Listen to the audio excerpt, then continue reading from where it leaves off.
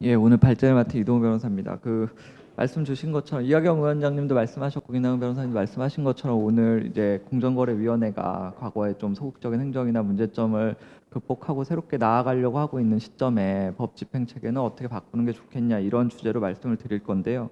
사실 아시는 것처럼 우리 사회의 불공정 문제, 뭐 소위 말한 가불관계 이런 문제가 굉장히 심각한데 그 원인으로서 이제 지목되는 것 중에 하나가 이제 공정거래위원회가 제 역할을 못한 게 아니냐 이런 지적들이 좀 많이 있었던 것 같습니다. 그래서 지난 보수정권 기간 동안에 공정거래위원회가 조금 더 적극적인 모습을 좀 보이지 못한 그런 모습이 있는데 이제 김상현 위원장님이 취임하시고 이제 공정거래위원회가 국민들의 많은 관심을 받으면서 새롭게 좀 변모하려고 한다라고 다들 평가하시는 것 같습니다. 그래서 좋은 어떤 현상이라고 보고 있는데요.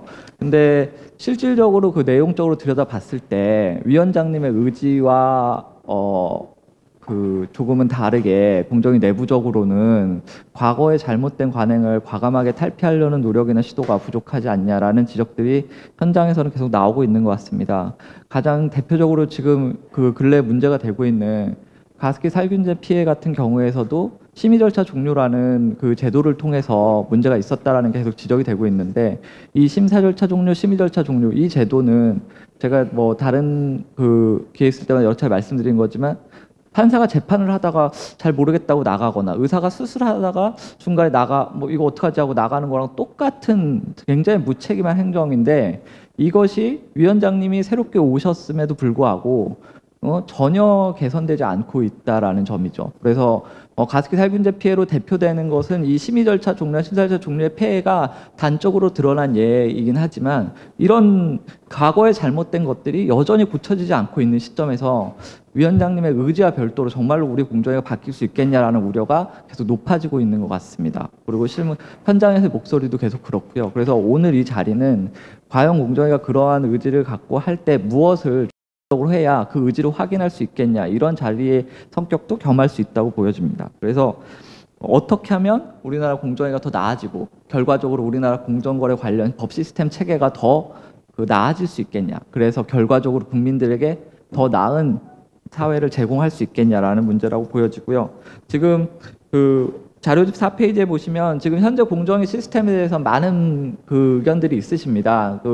위원장님께서도 말씀하시지만 공정위에게 너무 많은 권한과 너무 많은 역할, 너무 많은 책임이 부여되어 있는 거 아니냐라는 논의가 있는데 뭐 공정위가 소극적인 행정을 했다라는 비판과는 또 별개로 적절한 효율적인 행정을 위해선 어떤 시스템이 필요하냐 이런 논의는 또 필요하다라는 것이 또 대다수의 어떤 학계나 시민사회 그리고 뭐 국회 내에서도 좀 공감대가 있는 것 같습니다. 그래서 크게 나누면 행정, 그다음에 그러니까 민사, 형사, 행정 이 세 가지 시스템에서 어떤 식으로 뭐 권한이나 역할이나 그런 것들을 분담을 해야 가장 효과적인 공정거래 집행 시스템을 우리가 구축할 수 있겠냐 이런 논의가 있는데 자료집에 보신 것처럼 먼저 민사소송과 관련해서는 가장 많이 요구되는 것이 집단소송법이랑 징벌적 손해배상제의 도입이나 이제 활성화입니다. 일부분 좀 도입이 돼 있는데 제대로 작동하지 않기 때문에 이제 이걸 어떻게 활성화시키느냐 이런 논의가 좀 주되게 돼서 이 논의는 개인들이 해결할 수 있는 부분들은 개인들의 해결을 통해서 행정적인 부담을 덜어보자 그런 좀 논의의 기저가 깔려 있는 거고요. 다음으로는 집단자치를 통해서 즉 힘의 균형 관계를 회복해서 우리 사회에서의 불공정 어떤 문화나 시스템을 좀 개선해보자. 당사자들에게 어떤 대등한 좀 지위를 부여함으로써 그 자체 내에서 당사자들 사이에서 어떤 불공정이 일어나지 않게 하고 좀 집단자치 원리를 좀 적용해보면 어떠냐라는 내용이고요.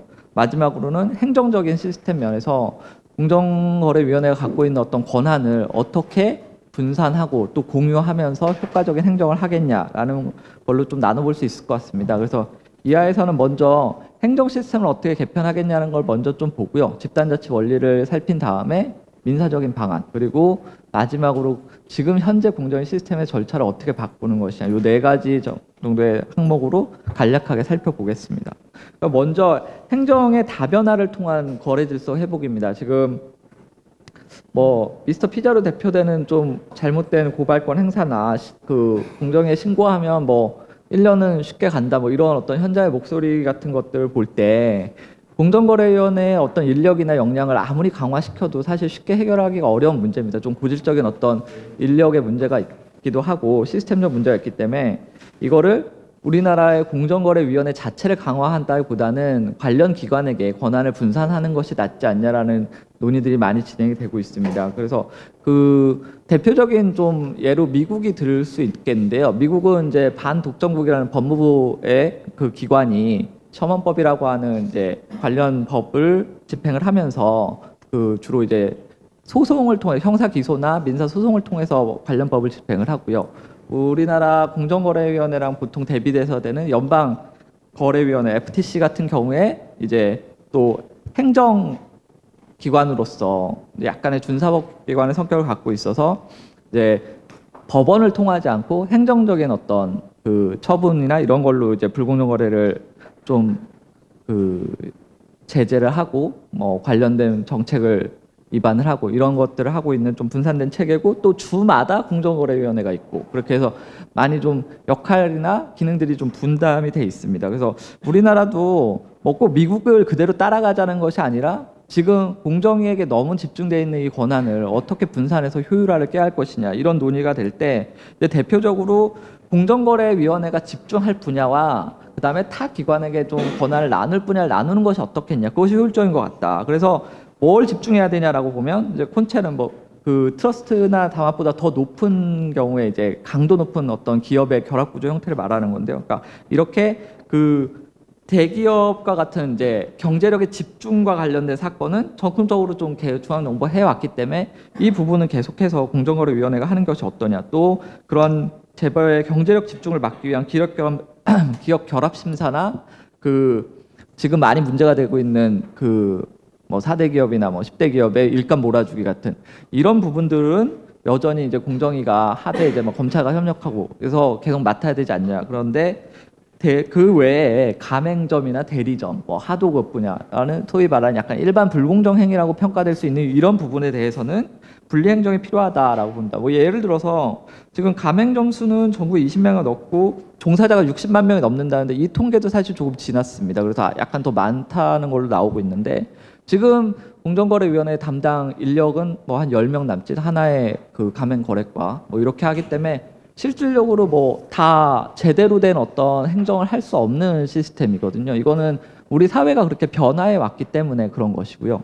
그래서 이런 부분에서는 그 서울이나 경기도 같은 광역지방자치단체한테 조사권을 분담을 해서 광역지방자치단체도 조사권을 통해서 이 불공정 행위를 시정할 수 있게끔 하는 것이 효과적이다. 이 부분에서 그 지금 뭐 지난 토론에서 나왔고 여러 차례 논의가 되는데 실질적인 조사권이 좀 부여돼야 된다. 지금 아까 서두에서 말씀드린 것처럼 공정거래 내부에서 진정으로 이제 개혁에 대한 의지가 있느냐는 저 현장의 목소리, 비판의 목소리가 나온다고 한 것 중에 하나가 공정위 내부에서는 이제 지방자치단체와 조사권을 분담하겠다고 하면서 실질적인 그 조사권은 분담이 되지 않는 안들이 좀 거론이 되고 있어서 이런 부분들에 좀 우려들이 나오고 있는데 그런 것들이 아니라 진정성 있게 그 지방자치단체가 제대로 조사를 할 수 있도록 좀 그 조사권이 분담돼야 된다 이런 내용이 있고요.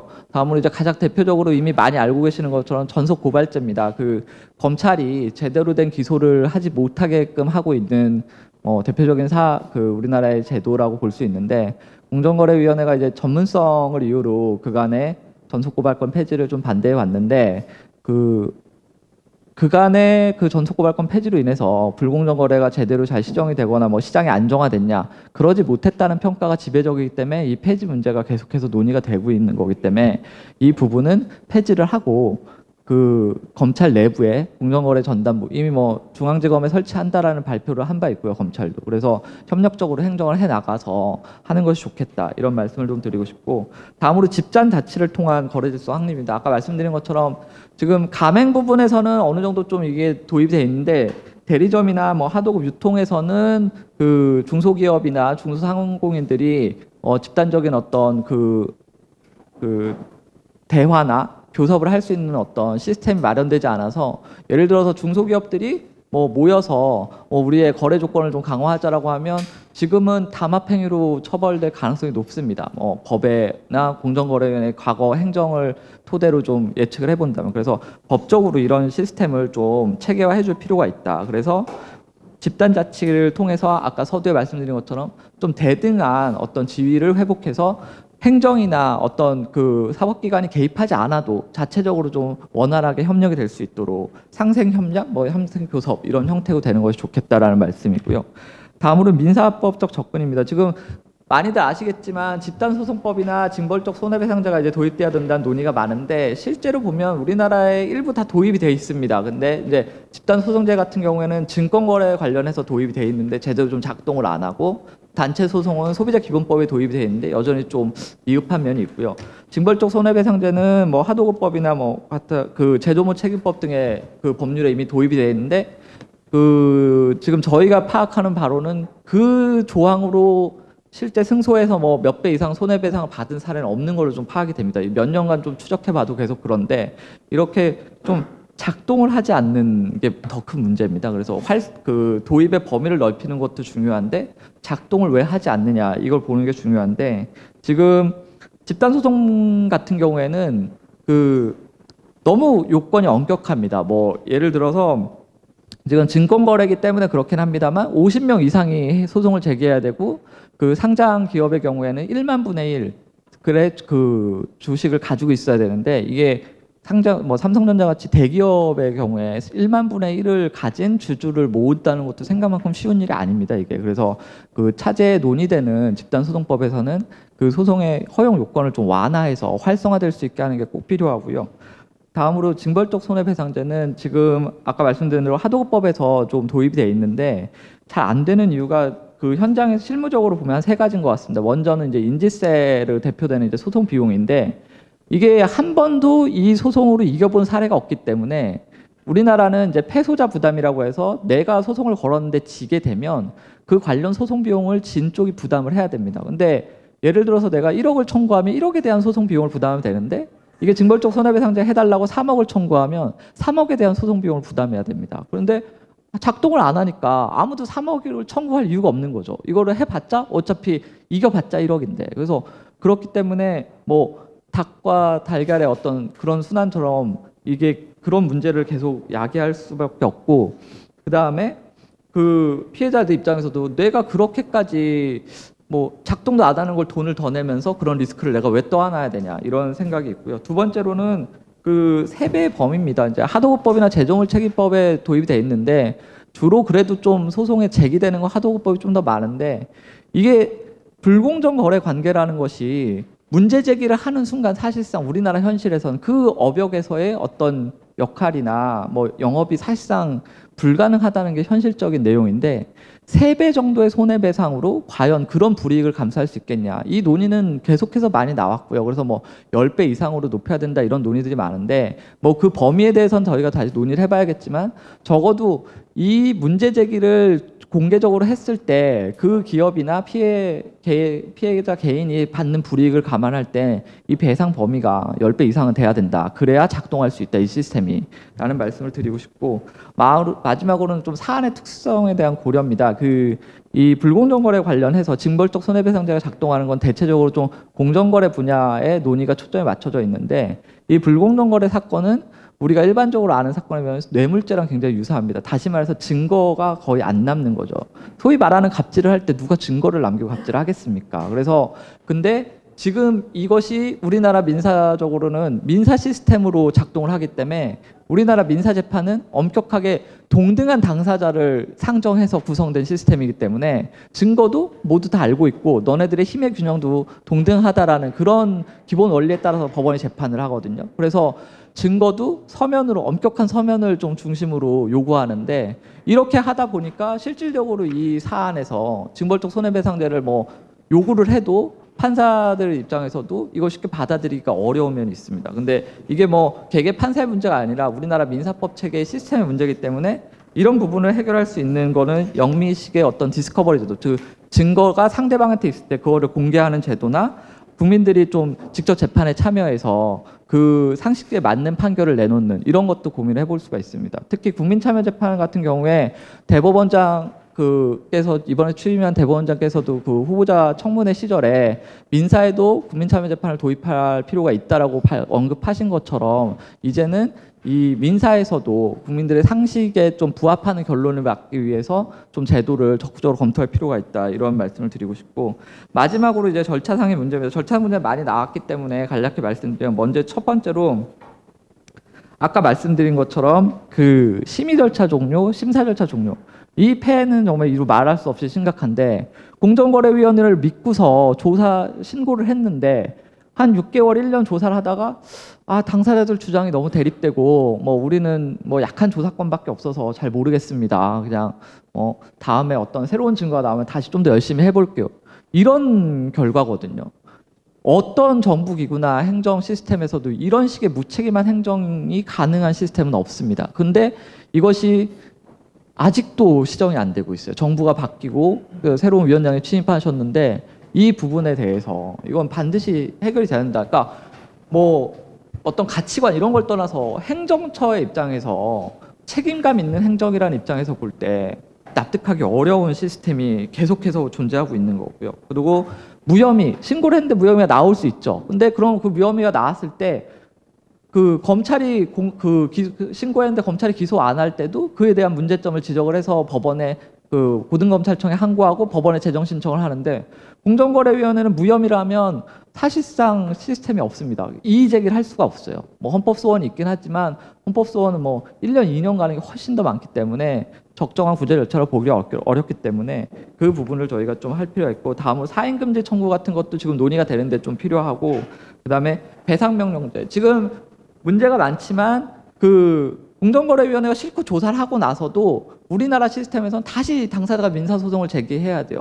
그러면 그 관련 자료를 다시 공정에 받아야 되는데 이것도 원활하지 않고, 그걸 받아서 민사소송을 또 3심을 가려보면 굉장히 오랜 기간이 있어야 권리구제가 가능하기 때문에 차제에 공정거래위원회가 문제가 있다라고 인정하면 배상 명령을 해서 그거에 불복하면 공정거래위원회가 대신해서 소송을 담당하는 그런 시스템을 좀 도입할 필요가 있고, 그 관련해서 법원이나 이런 데 자료 요청이 오면 좀 제대로 그 자료를 제공해서 당사자들이 권리 구제를 받을 수 있게 하는 것들이 필요하다, 이런 말씀을 또 드리고 싶습니다. 그래서 계속 같은 얘기를 반복드려 죄송한데, 공정거래위원회에 대한 비판이 많은 거는 또 그만큼 기대가 큰 거라고 볼 수 있을 것 같습니다. 지금 김상조 위원장님이 뭐 국민적인 스타라고 평가받는 이유도 이 불공정 거래에 대한 국민들의 관심도를 보여주는 거라고 볼 수 있는데, 위원장님이 강한 의지를 갖고 공정위 내부에서도 어떤 개혁이나 그런 모습의 의지가 많은 걸로 저희가 파악을 하는데, 내놓은 결과들 그리고 실제 진행되는 그 안들을 보면 그런 의지에 부합하지 못하는 것들이 있지 않냐. 이게 자칫 내부에서 그 개혁이 제대로 이루어지지 않으면 결국 동서고금을 통틀어 외부의 개혁으로만 성공하는 것이 대부분입니다. 그래서 내부 개혁이 그만큼 어려운 건데, 내부 개혁이 되지 않으면 지금의 검찰이 이제 고위공직자 그 범죄수사처가 도입이 가시화되는 것처럼 공정위도 외부의 개혁으로 더 큰 이제 또 고통과 그런 그 각고의 노력이 필요하기 때문에, 오히려 지금 위원장님이 사나 많은 분들이 내부 개혁의 필요성을 절감하고 노력하고 있는 이 시점에 제대로 된 내부 개혁이 좀 돼서 우리 사회의 공정거래 질서를 회복할 수 있는 그런 계기가 되면 좋겠다는 말씀 드리고 싶습니다. 감사합니다. 네, 고맙습니다.